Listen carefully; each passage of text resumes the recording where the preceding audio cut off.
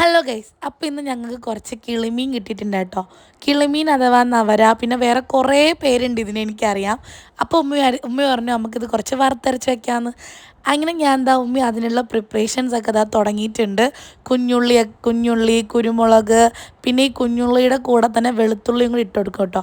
എന്നിട്ട് നല്ല പോലെ ഇതിനിങ്ങനെ വറുത്ത് നല്ല ബ്രൗൺ കളറാകുന്ന സമയത്ത് നമ്മളിതിലോട്ട് പൊടികൾ ഇട്ട് കൊടുക്കും. അപ്പം അതിന് മുന്നേ ഞാൻ ഒരു കാര്യം മറന്നുപോയി, പുളി ഇടണം കേട്ടോ. നമ്മുടെ ഒരു അനുസരിച്ചിട്ട് പുളി ഇട്ട് കൊടുക്കുക, പിന്നെ കരിവേപ്പില ഇട്ട് കൊടുക്കുക. അതിന് ശേഷം നമ്മൾ പൊടി ഇട്ട് കൊടുക്കുക. കുരുമുളക് നമ്മൾ പൊടിയല്ല ഇടുന്നത്, ഇങ്ങനെയാണ് ഉമ്മ ഇടുന്നത്. അത് കഴിഞ്ഞ് മുളക് പൊടി, മഞ്ഞൾപ്പൊടി, വേറെ കുറച്ച് പൊടി, മല്ലിപ്പൊടിയൊക്കെ ഇട്ടിട്ട് നല്ല പോലെ ഇതിൻ്റെ ഈ കളറിലാക്കണം. എന്നിട്ട് നമ്മളിത് മിക്സിയിലിട്ടൊന്ന് അടിച്ചെടുക്കണം. ഫസ്റ്റ് ഒന്ന് ക്രഷ് ചെയ്യുക, അതിന് ശേഷമാണ് വെള്ളം ഒഴിച്ച് നമ്മൾ അടിച്ചെടുക്കേണ്ടത്.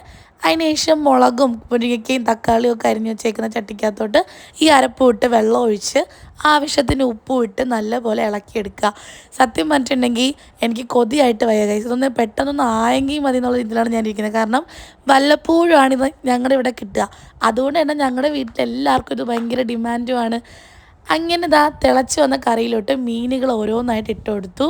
എന്നിട്ട് വീണ്ടും അടച്ചു വെച്ച് അങ്ങനെ നമ്മുടെ ഫൈനലി നമ്മുടെ കാത്തിരിപ്പുകൾക്ക് വിരാമമായി നമ്മുടെ കറി സെറ്റായിട്ടുണ്ട് ഗൈസ്. ഞാൻ ഓടിച്ചെന്ന് മീൻ പൊരിച്ചതും മീനും ചോറുമായിട്ടൊരു കഴിച്ചു.